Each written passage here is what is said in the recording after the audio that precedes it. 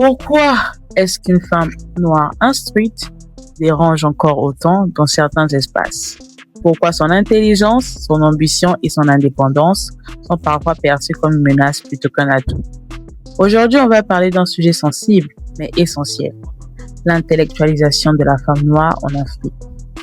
Est-ce une véritable prise de pouvoir ou une transformation qui dérange encore profondément certaines normes sociales? C'est Desti dans Desti Parle et je vous souhaite la bienvenue dans ce nouvel épisode.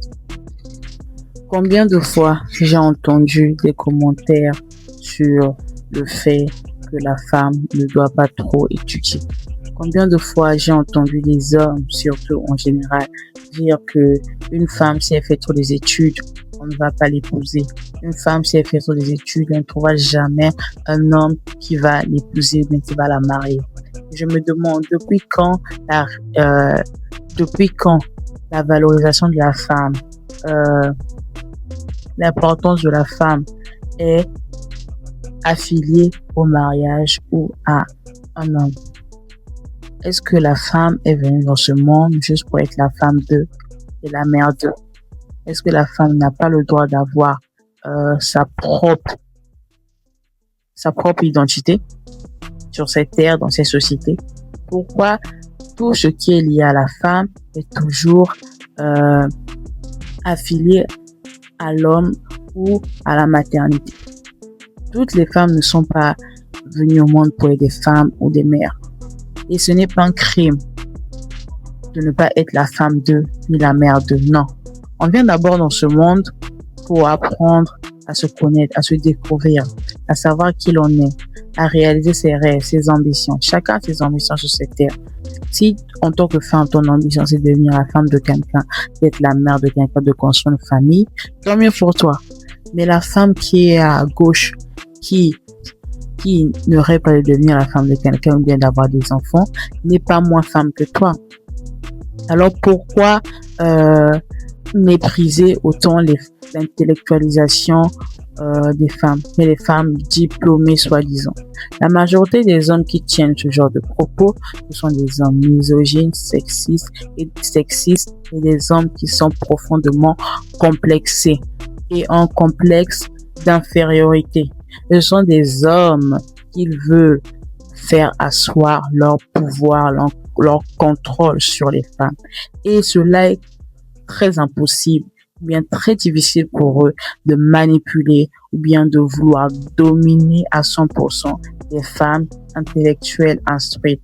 Parce que la femme instruite, je suis désolée de le dire, est très différente de la femme qui n'a pas eu l'accès à l'éducation, n'a pas eu l'accès à la lecture des livres,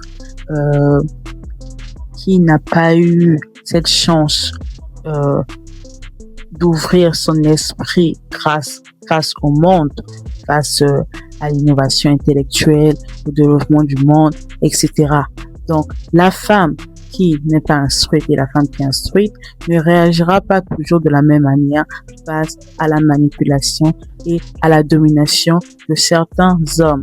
Raison pour laquelle les hommes ont tendance à utiliser l'arme du mariage, l'arme de l'impolitesse soi-disant, pour vouloir manipuler certaines femmes, pour les empêcher de devenir des femmes, des leaders de demain,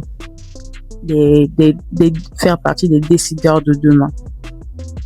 Parce que la société veut enfermer les femmes dans une case, surtout la femme noire, dans une case de objets sexuels et de machines à production des bébés. Alors une femme qui est intellectuelle, qui est instruite, qui connaît les lois, qui connaît les droits de la femme, est capable de se défendre face à certaines injustices et face à certains hommes et ne se laisse pas manipuler n'importe comment. Raison pour laquelle ce genre de femme-là constitue une menace pour ce genre d'homme misogyne et sexiste. Parce qu'un homme, en vrai, qui se respecte et qui respecte les femmes, les droits des femmes, ne peut pas tenir ce genre de propos en face que TikTok. Parce qu'il y a plein d'hommes qui partagent ce qu'ils pensent. Beaucoup, beaucoup, beaucoup. Et je les côtoie, je les ai côtoyés, et je continue à les côtoyer.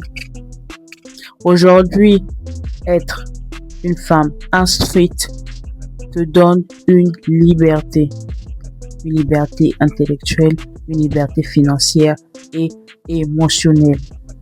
Grâce au fait d'étudier, grâce au fait d'aller à l'école, d'avoir des diplômes et de se professionnaliser dans un secteur précis, te donne cette chance-là d'améliorer ta qualité de vie dans le futur, d'avoir un bon travail, d'avoir un bon poste.